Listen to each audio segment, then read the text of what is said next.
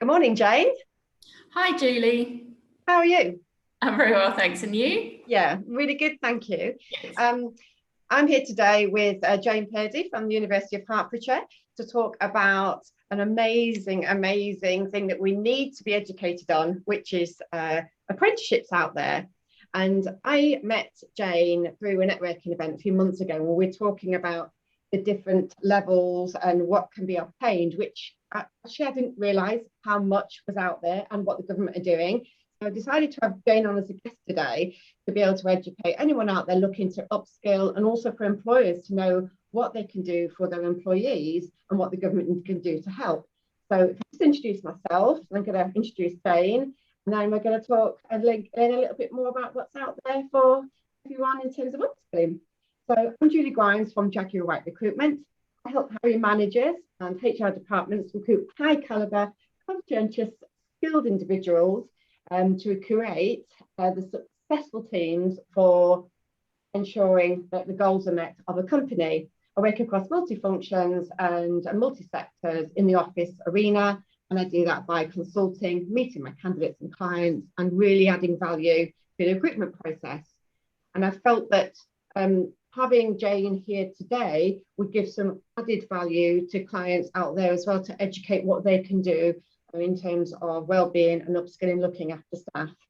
So welcome, Jane. It's lovely to have you here. And would you like to introduce yourself? Yeah, thank you. So as Julie said, I work in the business development team at the University of Hertfordshire, and I specifically work in the skills and apprenticeships team.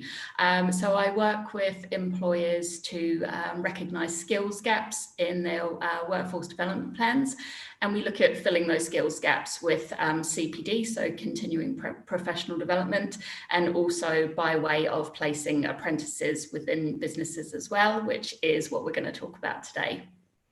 Sounds amazing, and I'm just so excited for everyone to sort of get to know a little bit more.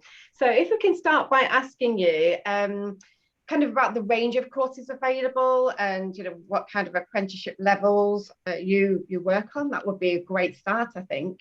Yeah, sure. So I think it's really important to note that when we talk about levels, we're referring to the level that the apprentice graduates at. So, for example, with our engineering programs, the learner will start their program at level 4, but they graduate at level 6 with a degree. So when we're talking about levels, it's the starting level, the graduating level of the apprenticeship. So colleges typically offer apprenticeships from level 2 up to higher apprenticeships at level 4, where learners will generally gain an NVQ or an HND or something similar to that type of qualification.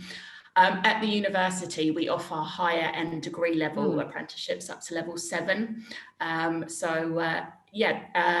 is sort of where we're at when we sort of talk about the levels. In terms of the programs that we offer at the university, we offer programs in a wide range of sectors. So we cover business management and leadership, engineering and manufacturing, construction, digital technology solutions for IT, and also health and sciences as well. And we also have some new programs in development, which we're hoping to offer in the next academic year in sports management and advanced clinical practice as well. So there's hundreds of apprenticeships being offered at the moment, hundreds of standards, and really there's pretty much an apprenticeship for every type of job out there. So it's very exciting. That's fantastic. I mean, the broad range, you've always got everything covered. Pretty much. So a company, the HR department or business owner could sort of look and think, actually, we want to hone in on these skills, but literally you could offer it across the board, couldn't you? And it's going to even become more exciting soon, because we're going to hear what the government are doing to help these people as well. So thank you for that. So I think in terms of the start dates, the length and the commitment that people need to give, how that works and how much time they might need to have at the workplace. Could you talk to us a little bit about that? Yeah, so Our programs typically offer 1 or 2 intakes per year, generally in semester A, which is in September, and then sometimes also in semesters B and C in January or March as well. Right. So the majority of the programs usually start in September. So if you are considering recruiting an apprentice this year, now's a really good time to start your planning. Our programs range from 2 years, which is what we would offer for the Chartered Manager Fast Track program, up to a 4-year program, and that's typically your engineering and digital technology solutions programs. So it's really important to understand that apprenticeships are a really big commitment for both the employer and the apprentice. One of the regulations for apprenticeships is that the learner needs to be afforded 20% what we call off-the-job learning. So what off-the-job learning is essentially the apprentice being afforded 20% of their normal hours away from their normal day-to-day responsibilities, where they're undertaking new learning. So most of our programs require the learner to spend 1 day per week at university. It's dependent on the program. This learning would count towards their 20% off the job, but there are other things that they can do in their workplace which also count towards this 20%. And it's things like work shadowing, perhaps chairing or joining a meeting that they wouldn't usually attend, completing some online training or working on a project. So there's lots of different ways that that 20% can be recorded. And a learner needs to be working for a minimum of 30 hours per week in order to be able to undertake an apprenticeship. Fabulous. So works around sort of real life work and also upskilling as well. So win-win situation, I think. So thank you for that. So what about costs of the apprenticeships, and maybe to touch a little bit on the funding that's available from the government to support companies? Of course, yeah. So there are 2 ways that apprenticeships can be funded, and that's via the apprenticeship levy or by government co-investment. So if you're a levy-paying organisation, this is where you would be paying £3 million or more annually in wages. You're paying 0.5% of your wage bill into the apprenticeship levy. So that 0.5% in your levy pot can be used to pay for the full cost of an apprenticeship, assuming you've got enough in your pot. If you don't, you can apply for government co-investment. The government co-investment also applies for non-levy employers as well. So a non-levy employer can apply for 95% of the total training cost from the government, and they will pay the remaining 5% themselves. And to apply for either of those routes, you need to have a digital account set up. And then once you've got your digital account open, you can apply for the funding that you need. The cost of an apprenticeship is subject to the funding band that it's set in. So the funding band is the maximum co-investment that the government will contribute towards the cost of the apprenticeship. To give a couple of examples, our engineering program is £27,000 for the full 4-year program. And our new senior leader apprenticeship, which is starting in September, will be £14,000. So there's quite a sort of range in the cost on what program you're interested in. I think it's probably important also to note at this point the amazing scheme that the government are running at the moment as well. They are offering an incentive scheme that is available to any employer who is recruiting an apprentice between now and the end of September. So if you decide to recruit an apprentice this year, you will be able to claim an incentive payment of £3,000 per apprentice that you take on. It's different to levy funding. So you can spend it on anything to support your organisation's costs. So, for example, you can use it on uniforms, your apprentices' travel or their salary, and you don't have to pay it back. So fantastic. The best time to apply. That's fantastic, as well as the support in actually putting them on the apprentice in the first place. So, God, it's like a no-brainer. Everybody should be looking at this. They should, absolutely. All my lovely clients. Yeah, so, that's kind of the reason for this. I know we spoke before about, you talked about having a digital account, etc. You said that you would help people through setting this up as well, didn't you? Yeah, of course. So the way that the digital account works is that they've just very recently sort of launched a new system with the digital account.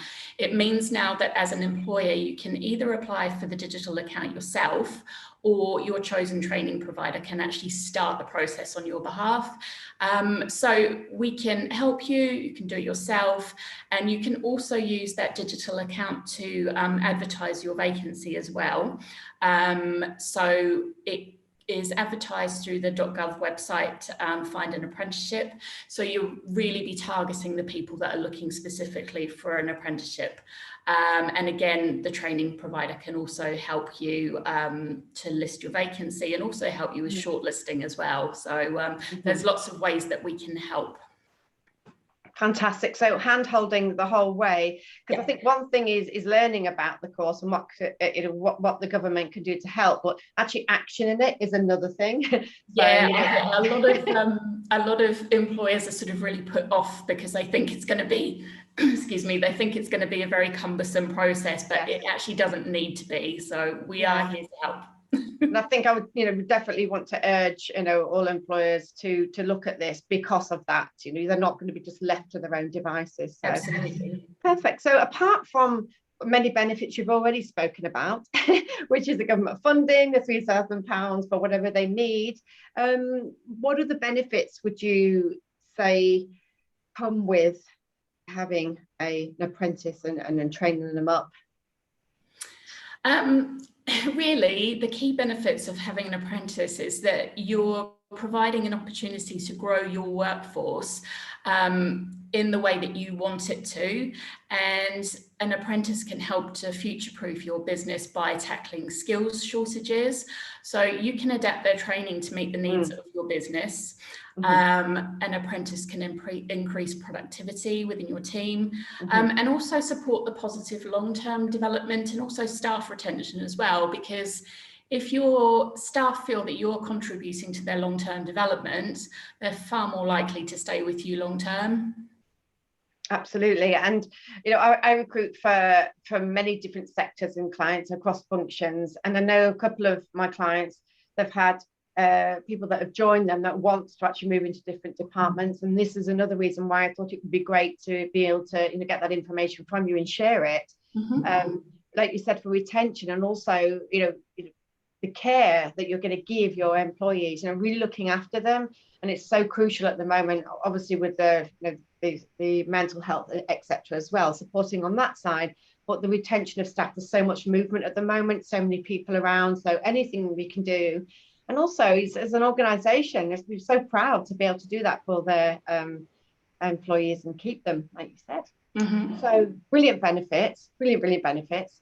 So in terms of sort of call to action now, in terms of what anyone can do in the next step, if they're interested, obviously we're going to put some information in this post under this video so people can connect. They can, call me, my details will be there on LinkedIn and yours.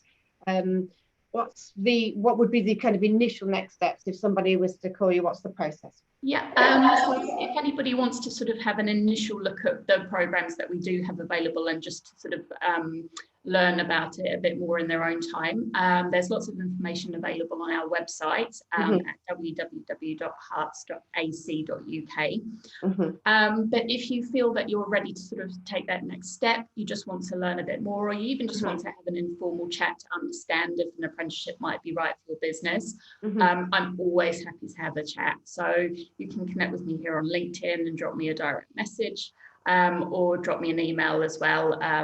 As Julie says, we'll pop our contact details in at the bottom. So always happy to talk about the ways that the university might be able to support your business.